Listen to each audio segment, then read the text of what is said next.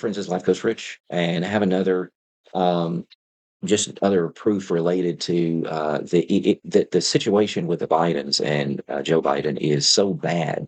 It's even though they say that it's not after the debate, the declining state of Joe Biden is obvious, and people were probably hiding that a lot more. That's why it was, if he ever did interviews, it was totally scripted, very softball type interviews. They already know the questions, they've already prepared for them, they've already rehearsed. He's not there doing some town hall meeting or something where these people are just firing questions at him left and right. He can't handle it, so everything has to be scripted.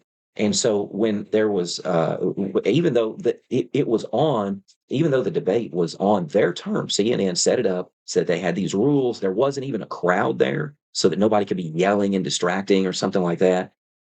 And they had time limits. They already knew the questions, and so then you go into that debate, and then there's all these excuses saying, "Well, I was tired. I had a cold. I had, not enough time to prepare, or whatever." But even though he took a week to prepare at Camp David before the debate.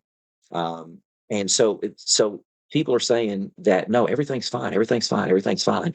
And then you see his performance in the debate, and then everybody's shocked, and they can't deny it. Even the liberal media is saying, okay, there's a lot of Democrats that are freaking out because they're like, he can't command. He can't be the commander in chief for the next 4 years. Even if he were to get reelected, he's not going to make it. Like it's just not right. Even the people that are so diehard, even the liberal media in his corner, they're finally saying, okay, this is so bad. His condition is so bad, we can't deny it anymore. Look at these headlines. New York Times: to serve his country, President Biden should leave the race. Economist: Joe Biden should give way to an alternative candidate. The Atlanta Journal Constitution: it's time for Biden to pass the torch. All these people, it's undeniable. But what is he doing? He's digging his heels in. He said, "I got it. I'm not going to step aside." So they're in a pickle, because everybody sees it. They keep saying everything's fine. Harris keeps saying everything's fine. She's going to go down with the ship. But they have share some other insight right here.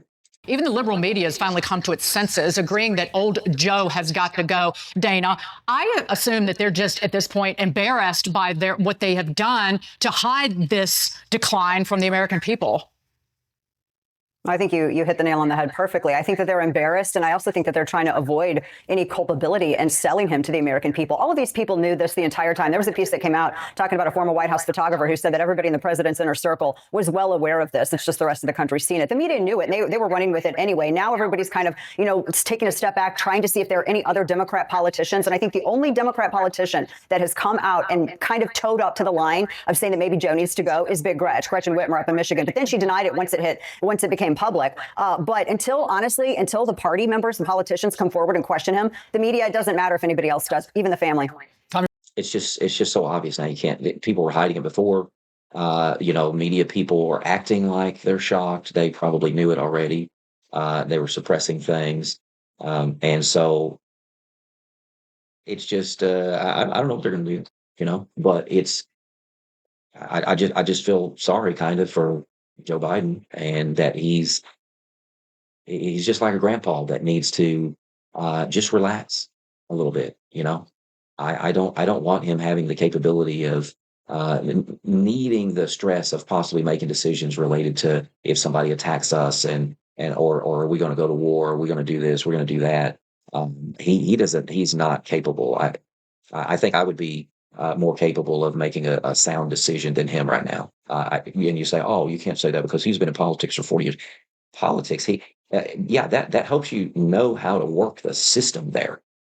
Me being a newcomer, somebody coming in, being a newcomer, and then you surround yourself with good people that give you great information, realistic, real time, good and bad data. You don't want something that you don't want people around you that are just yes men. That's just part of leadership. And so I understand leadership. And so I think that I could do a better job right now than Grandpa Joe. So with that, I'm officially announcing my run for president. I'm just joking. I'm not joking about that. I can make sound decisions, not on my own, with great people around me, with a team. You work together as a team. That's how you have to have trusted people around you.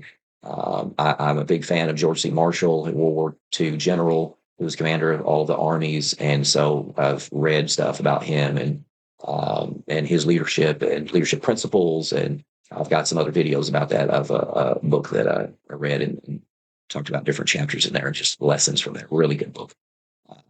So anyway, that's it for now. This Life Coach Rich. We need to keep improving together. Please share, like, and subscribe. Thanks for watching, and we will see you next time.